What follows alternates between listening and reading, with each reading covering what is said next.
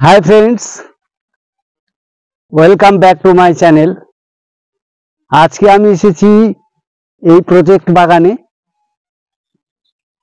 বাগানের ভিডিও আপনাদের দেখাচ্ছি। এটা প্রজেক্ট বাগান সীতারামপুর। এই বাগানটা হচ্ছে, এই জায়গাটার নাম হচ্ছে সীতারামপুর। একদম তিস্তা নদীর পাশেই এই বাগানটা। অনেকটা তিস্তা নদীতে ভেঙে ভেঙে চলে গেছে। এই পাশটাতে প্রচুর বাগান রয়েছে, ওইদিকে পাতা উঠাচ্ছে, আমি আপনাদের দেখাচ্ছি। আর এই ভিডিওর শেষে ওদিকে বাইসন বেরিয়েছিল। এটা তো একদম ফরেস্ট, এটা ফরেস্ট লাগোয়া। বাইসন বেরিয়েছিল, তারও ভিডিও আছে, কিন্তু খুব অল্প সংখ্যায় আছে, অল্প একটু সময় নিয়ে আছে। দেখাবো আপনাদের, যদিও শুনছি নাকি ওটা দেখানো নিষেধ। এখন জানি না কি ব্যাপার, তবে আমি দেখানোর চেষ্টা করব। দেখতে থাকুন, সঙ্গে থাকুন। ইওর ফ্রেন্ডস চ্যানেল সঞ্জয়ের পক্ষ থেকে এই ভিডিওটি আপনাদের সামনে উপস্থাপন করেছি। ভিডিওটি কেমন হয়েছে অবশ্যই কমেন্ট বক্সে কমেন্ট করে জানাতে ভুলবেন না। ভিডিওটি যদি একটু ভালো লেগে থাকে লাইক, শেয়ার, সাবস্ক্রাইব এবং হাইপ করতে ভুলবেন না। এরপরে ওইটা দেখাবো, এবং মাছ, নদীতে সব মাছ মারছে, জাল ফেলছে, মাছ ধরছে, তার ভিডিও দেখাবো। দেখতে থাকুন, সঙ্গে থাকুন। শেষ পর্যন্ত থাকলে অনেক কিছু দেখতে পাবেন আশা করি। আপনাদের ভালো লাগলেও লাগতে পারে, আর যদি একটুও ভালো লেগে থাকে তাহলে লাইক, শেয়ার, সাবস্ক্রাইব এবং হাইপ করতে কিন্তু ভুলবেন না। দেখতে থাকুন, সঙ্গে থাকুন। এ পাশটাতে ফরেস্ট, আর এ পাশটাতে চা বাগান, একদম ফরেস্ট লাগোয়া। আপনাদের আমি দেখাচ্ছি এই ফরেস্ট লাগোয়া চা বাগান।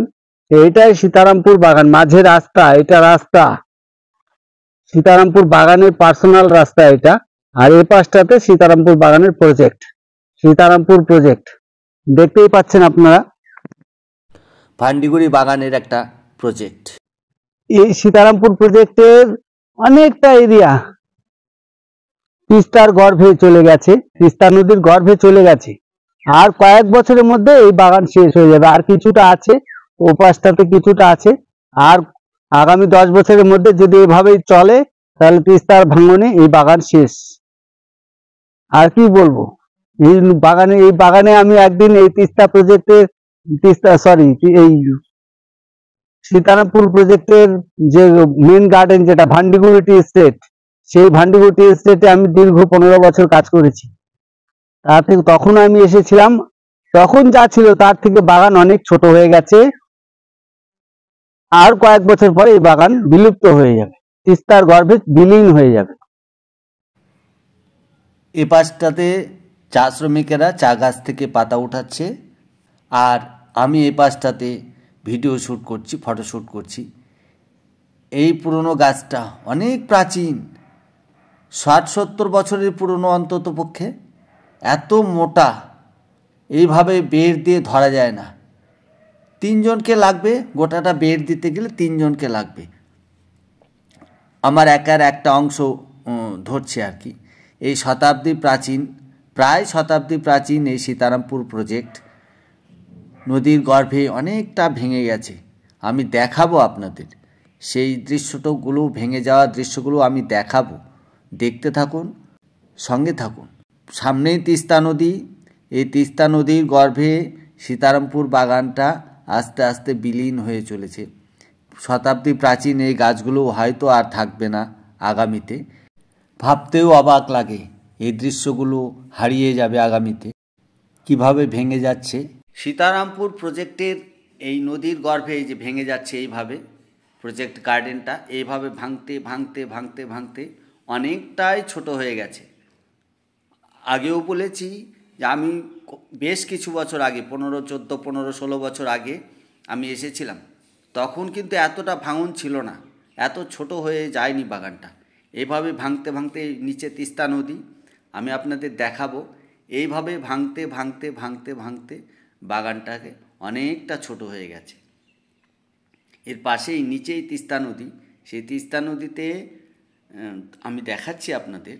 সেই তিস্তা নদীর মাছ ধরছে, এই যে এইভাবে চারিদিকে অনেকটা লম্বা, অনেকটা এরিয়া নিয়েছে বাগানের এরিয়া। শুধু বাগানের এরিয়া না, এই নদীর পাশে যত যার জমি সবই ভাঙনের মুখে পড়ে গেছে, ভেঙে ভেঙে ভেঙে ভেঙে শেষ। এই দেখেন চা গাছের শিকড়গুলো বের হয়ে গেছে, এখনও বেঁচে আছে। এই আগামী বছর বর্ষায় এগুলো আবার ভেঙে যাবে, যদি এইভাবে চলবেও বটে। এইভাবে ভাঙতে ভাঙতে ভাঙতে ভাঙতে এই বাগান ছোট হয়ে যাচ্ছে। আগামীতে হয়তো বা বিলুপ্ত হয়ে গেলেও হয়ে যেতে পারে এই বাগান। সীতারামপুর প্রজেক্ট গার্ডেন ভান্ডুগুড়ি বাগানের একটা শাখা। এইভাবে চারিদিকে ভেঙে ভেঙে, আগে বাঁশঝাড় ছিল, আমি যখন এসেছি তখন বাঁশঝাড় ছিল সীতারামপুর বাগানের শেষ অংশে, অনেক বাঁশঝাড় ছিল, প্রাইভেট ওগুলো, কিন্তু তবুও ছিল। এইভাবে ভেঙে ভেঙে ভেঙে ভেঙে চলে যাচ্ছে। এগুলো সব ভেঙে গেছে, কিন্তু এই যে এতটা ভেঙে, মূলত চা বাগানের ড্রেনগুলো যে নেমে এসছে তিস্তা নদীতে, সেই ড্রেনের মুখ থেকেই কিন্তু ভাঙনটা শুরু হয়েছে। এইভাবেই ভেঙে ভেঙে ভেঙে ভেঙে ভেঙে ভেঙে, এগুলো জঙ্গল আছে তাই পরিষ্কার বোঝা যাচ্ছে না, উপরে কিন্তু চা গাছ এগুলো। আর এই যে ভেঙে ভেঙে ভেঙে ভেঙে ভেঙে ভেঙে অনেক নিচে, তার নিচে নদী, এই যে ভেঙে ভেঙে এইভাবে শেষ, এই তিস্তা নদীতে বিলীন হয়ে চলেছে। এই উত্তরবঙ্গের খরস্রোতা এই তিস্তা নদী, ভয়ঙ্কর রূপ, বর্ষার সময় তিস্তা নদীর ভয়ঙ্কর রূপ। এই তিস্তা নদীতে ভেঙে ভেঙে ভেঙে ভেঙে শেষ। এদিকে ছিপ দিয়ে মাছ ধরছে। এই তিস্তা নদীর জলাভূমি, তিস্তা নদীর ওপরের অংশটা, এখানে বর্ষার সময় তো প্রচুর জল, এখানেও অনেক জল আছে, একটু জঙ্গল মতো ঠিক পরিষ্কার বোঝা যাচ্ছে না। তিস্তা নদীর পাশে তো অনেক জলাভূমি আছে, অনেক চর আছে। এই যে মাছ ধরেছে, এই যে এগুলো মাছ ধরছে, এগুলো মাছ ধরে পোষাবে? আচ্ছা ঠিক আছে, এই যে একটা উঠেছে, ওই একই ছোট্ট একটা মাছ, ওই একই, এগুলো মাছ ধরে পোষাবে না। মাছ পেলেন? এখানেও জাল দিয়ে মাছ ধরছে এই দিকটাতে। আমি আর কাদার মধ্যে নিচে গেলাম না, ওপর থেকে আপনাদের দেখালাম। এদিকে পাখিগুলো কিচিরমিচির আওয়াজ নিশ্চয়ই পাচ্ছেন। এই যে সব পাখিগুলো উঠছে, প্রচুর পরিযায়ী পাখি আছে, প্রচুর প্রচুর, হাজার হাজার পরিযায়ী পাখি, এরা সবসময়ই থাকে এখানে। আমি কাছে যেতেই সব উড়ে উড়ে আকাশে উড়ে যাচ্ছে। ভয় তো সবারই আছে, আকাশে উড়ে গেল সব।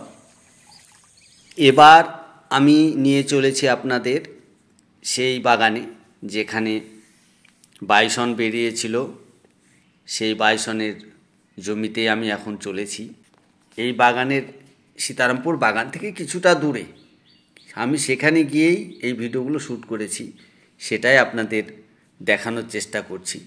বাইসন, এই যে চলে এসেছে বাইসনগুলো, এই যে কীরকমভাবে বাইসন, দুটো বাইসন ছুটে বেড়াচ্ছে গোটা চা বাগান নিয়ে, দেখতেই পাচ্ছেন কত বড় বড় বাইসন, পাগলের মতো ছুটছে।